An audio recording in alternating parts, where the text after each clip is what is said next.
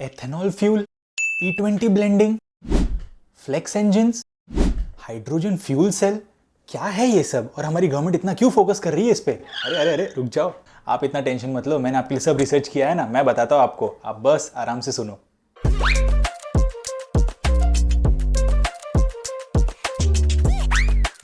Video शुरू करने से पहले I want to thank my boys group, the Kurkesh group. Sir ने मिलके मेरे को ये माइक गिफ्ट किया so that I can make quality content for you guys. Thank you so much सालो, love you all so much and I will make you proud. Ethanol और hydrogen fuel cell ये कुछ time से काफ़ी चर्चा में है हमारे इंडिया में, जब से हमारे minister of road transport and highways mister Nitin Gadkari ji ने बोला है ऑयल रिफाइनरीज को to start blending ethanol in petrol, और ऑटो सेक्टर्स और ऑटो मैन्युफैक्चरर्स को बोला है to start developing and invest in flex engines जो कि फ्लेक्स फ्यूल्स पे चल सके, जैसे कि एथेनॉल। पर स्वाभाविक हिंदुस्तान में शुगर केन का प्रोडक्शन बढ़ रहा है और इथेनॉल में शुगर को कन्वर्ट करना, इसके सिवा कोई इलाज नहीं है। और इसलिए आने वाले समय में हमें ग्रीन रिवॉल्यूशन की तरफ जाने के लिए इथेनॉल का प्रोडक्शन बढ़ाना होगा। और इथेनॉल ये क्लीन और ग्रीन फ्यूल है। और इसके साथ साथ अभी सबसे इम्पोर्टेंट बात यह है कि हमने फ्लेक्स इंजन के बारे में एडवाइजरी इशू की है, और टोयोटा, हुंडई और सुजुकी उन्होंने मुझे एश्योर किया है कि हम 6 महीने के अंदर फ्लेक्स इंजन लाएंगे। इस डिसीजन से हमारी फ्यूचर ऑफ मोबिलिटी पे काफ़ी इम्पैक्ट आ सकता है, जैसे कि possibility of lower petrol prices, हमारी डिपेंडेंसी और फॉसिल फ्यूल्स कम होगी, the overall health and efficiency of our vehicle will increase, और मोस्ट इंपॉर्टेंटली एयर पोल्यूशन में कमी।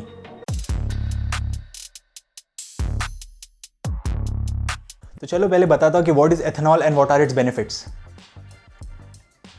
गाइस फोकस, यहाँ पे वो एथेनॉल की बात नहीं हो रही है, यहाँ पे फ्यूल एथेनॉल, वो वाला फ्यूल नहीं, एथेनॉल फ्यूल नहीं, मतलब ये एथेनॉल एक डोमेस्टिकली प्रोड्यूस्ड अल्टरनेटिव फ्यूल है जो ग्रेन से भी बन सकता है और उनके वेस्ट प्रोडक्ट से भी बन सकता है। ग्रेन्स में शुगर केन आ सकता है, मक्का आ सकता है और गेहूं आ सकता है, और उनके छिलके जो होते हैं, गन्ने का छिलका, मक्के का छिलका, वेस्ट प्रोडक्ट, उनसे भी बन सकता है। ग्रेन से जो बनता है उनमें डीनेचरिंग एलिमेंट्स मिलाए जाते हैं ताकि वो नॉन एडिबल बन जाए, और उनके जो छिलके होते हैं उनको अलग से प्रोसेस किया जाता है, उससे भी एथेनॉल निकलता है, तो दोनों से एथेनॉल बन सकता है। अब ये जो सेल्यूलोसिक फीडस्टॉक यानी कि कचरा होता है, उसको फेंकने के बजाय हम उसको प्रॉपर्ली प्रोसेस कर सकते हैं, जिससे हमें एथेनॉल मिल सकता है। तो इससे किसानों का भी फायदा हो सकता है, क्योंकि जलाने के बजाय वो बेच के इससे पैसे कमा सकते हैं।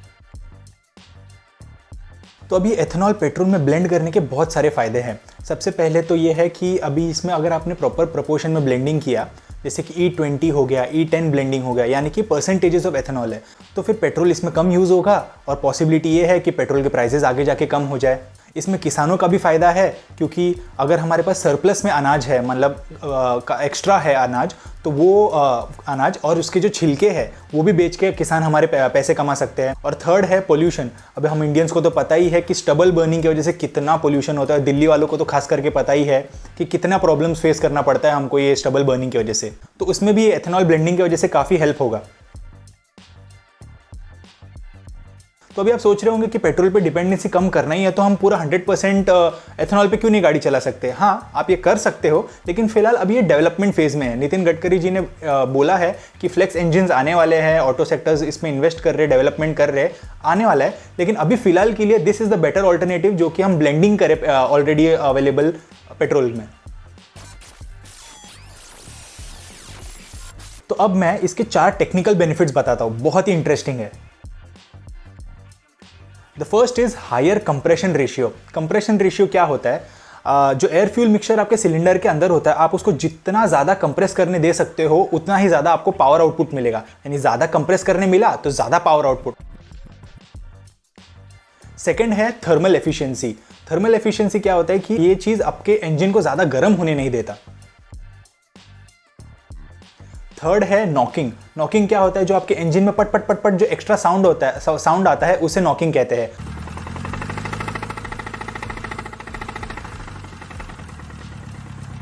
वो होता है इररेगुलर कंबशन की वजह से। And fourth and the most important of them all, makes more power. यही तो हमें चाहिए, लेकिन हम इंडियंस को पावर की नहीं पड़ी है, हम इंडियंस को तो पड़ी है कितना देती है?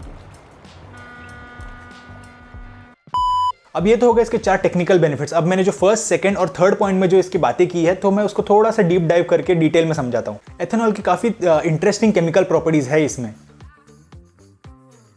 हीट ऑफ वेपराइजेशन, ये जो इसकी केमिकल प्रॉपर्टी है, यही इसको थर्मल एफिशिएंट बनाती है। थर्मल एफिशिएंसी का सबसे बेस्ट एग्जांपल है हमारे बॉडी का पसीना। तो जब आपकी बॉडी एकदम गर्म हो जाती है तो आपका बॉडी प्रोड्यूस करता है पसीना, और इसी पसीने से आपकी बॉडी होती है ठंडी।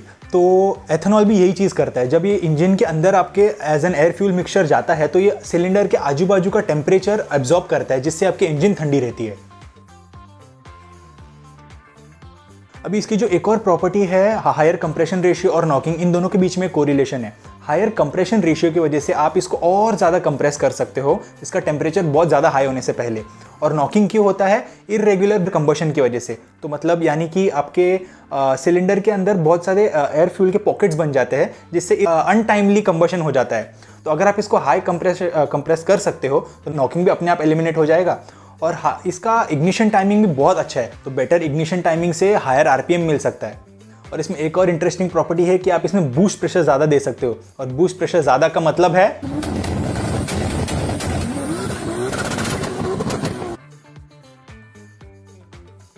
एथेनॉल का ऑक्टेन नंबर काफ़ी ज़्यादा होता है। तो इसको अगर लो ऑक्टेन नंबर के पेट्रोल के साथ अगर हम मिक्सिंग कर दे तो वो लोअर ऑक्टेन को हम स्टैंडर्ड ऑक्टेन पेट्रोल जैसा बना सकते हैं, या तो हायर ऑक्टेन पेट्रोल भी बना सकते हैं। साइड नोट, ये सब चीज़ें हम पेट्रोल में भी कर सकते हैं, लेकिन एक ही कंडीशन पे, हायर ऑक्टेन पेट्रोल होना चाहिए। हायर ऑक्टेन पेट्रोल का प्रोड्यूस करना बहुत मुश्किल है, बहुत महंगा भी होता है और बहुत ही कम जगहों पर मिलता है। इसी टॉपिक पर फोर्ड ने एक रिसर्च भी किया था, जहां पे उन्होंने 2 इंजन्स लिए और इस एक में E85 पेट्रोल यूज़ किया और दूसरे में E10 पेट्रोल। इसमें 85 और 10 यानी कि परसेंटेजेस ऑफ एथेनॉल है। और रिसर्च में इनको ये पता चला कि जो इंजन E85 फ्यूल यूज़ कर रहा है वो E10 के मुकाबले double the horse power produce कर रहा है।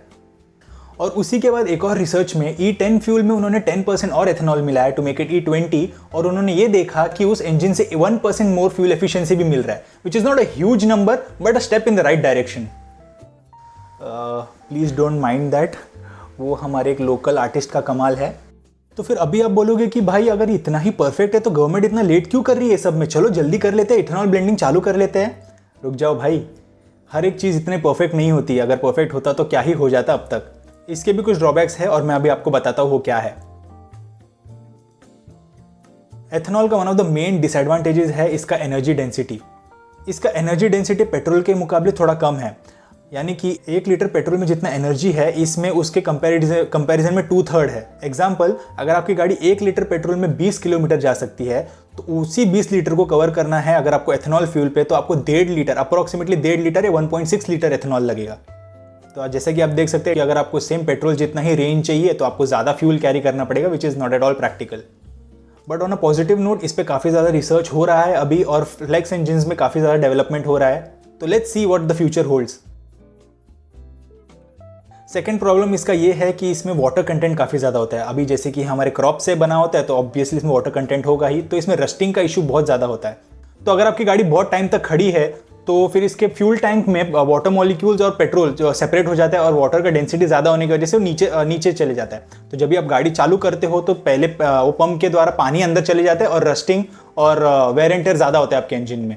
तो अगर आप ये ज़्यादा करके पुराने इंजन या पुराने गाड़ियों में ही होता है, modern engine are well made and well developed, तो इसमें उतना कुछ प्रॉब्लम नहीं है। और अगर आपकी गाड़ी रेगुलर रनिंग है तो आपको कोई टेंशन लेने की ज़रूरत ही नहीं है।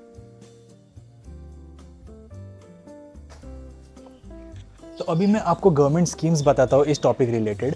तो as part of carbon reduction commitments, तो गवर्नमेंट एक प्रोग्राम लाया है एथेनॉल ब्लेंडेड पेट्रोल, जिसमें E20 ब्लेंडेड पेट्रोल और ऑल अक्रॉस द नेशन 2025 तक कंपलसरी बोला गया है।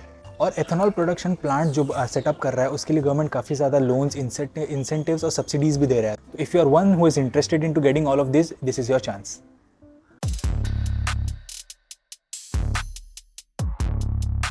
हाइड्रोजन फ्यूल सेल एक बहुत ही इंप्रेसिव और क्लेवर टेक्नोलॉजी है। इसमें हाइड्रोजन और ऑक्सीजन मॉलिक्यूल्स को साथ में मिलाया जाता है यूजिंग रिवर्स इलेक्ट्रोलिसिस, और इसका जो ये प्रोसेस में जो एनर्जी प्रोड्यूस होता है वो हमारी गाड़ी को पावर करने के लिए यूज़ होता है। और इस सारे प्रोसेस का जो बाय प्रोडक्ट है वो कोई कार्बन डाइऑक्साइड या फिर ऐसे कोई जहरीले गैसेस नहीं है, इसका बाय प्रोडक्ट है पानी। इलेक्ट्रिक गाड़ियों के कंपैरिजन में इसका रेंज भी ज़्यादा होता है और फिलअप टाइम भी कम है, सस्टेनेबल भी है, पोल्यूशन भी कम होगा, तो it's win win situation overall ना। लेकिन ये जितना थियोरी में अच्छा है सुनने के लिए, उतना ही मुश्किल है इसको प्रैक्टिकल लाइफ में अप्लाई करने के लिए। मैं बताता हूँ क्यों। Back with my glasses. Hydrogen एक बहुत ही एक्टिव और हाईली अनस्टेबल एलिमेंट है जो हमारे यूनिवर्स में पाया जाता है, और हमारे प्लैनेट पे ये अपने प्योर फॉर्म में बहुत ही रेयरली मिलता है। तो इसको एक प्योर फॉर्म में एक्सट्रैक्ट करना is a very tedious and expensive process. इसमें बहुत एनर्जी यूज़ होता है, तो इसमें फॉसिल फ्यूल्स और इलेक्ट्रिसिटी यूज़ होगा तो काहे का ही सस्टेनेबल। और इसको स्टोर करना, ट्रांसपोर्ट करना भी बहुत ही एक्सपेंसिव है, which eventually will fall on your pockets. अभी जैसे मैंने पहले बताया, ये काफ़ी रिएक्टिव एलिमेंट है, तो इसको लिक्विड फॉर्म में स्टोर करना पड़ता है एक टैंक में हमारे कार के अंदर। तो it is a very bulky setup और काफ़ी ज़्यादा केयरफुल होना पड़ता है, क्योंकि अगर थोड़ा सा भी लीक हो गया, फिर कुछ भी यहाँ वहाँ हो गया तो काफ़ी डेंजरस सिचुएशन हो सकता है। हाँ, इसके कुछ फ़ायदे भी है, जैसे इलेक्ट्रिक गाड़ी के कंपैरिजन में इसका रेंज ज़्यादा होता है, इसको फिलअप टाइमिंग कम है। फिलअप टाइम जैसे हम अपनी नॉर्मल CNG गाड़ी कैसे भरते 5 मिनट में आपकी टंकी फुल हो जाती है, वैसे ही है। बट ये सारे फ़ायदे हैं वो compare to the risk probability that is associated with, उसके कंपैरिजन में अभी फ़िलहाल के लिए this is not as safe as of now. इसमें काफ़ी ज़्यादा रिसर्च एंड डेवलपमेंट होना बाकी है। So let's hope 10 years down the line इसमें क्या हो सकता है। हमने 10-15 साल पहले इलेक्ट्रिक गाड़ी के लिए भी ऐसे ही सोचा था, लेकिन आज आप देख ही सकते हो कि कितने सारे इलेक्ट्रिक गाड़ियाँ हमारे रोड पे चल रही है और कितना सेफ है। Electric cars are far better and efficient than what they used to be. और इसी टॉपिक पे काफ़ी ज़्यादा फॉरेन कंट्रीज़ में रिसर्च भी हो रहा है। यूरोपियन कंट्रीज़ और जापानीज़ कंट्रीज़ में हाइड्रोजन फ्यूल सेल बसेस और ट्रक्स भी निकाले हुए हैं। हमारे इंडिया में भी हाइड्रोजन फ्यूल सेल बस पे टेस्टिंग चालू है। तो ऐसा नहीं कह सकती कि ये अभी के लिए बहुत ही फालतू है, बहुत ही ये है। Yes, it requires a lot of time and attention and testing.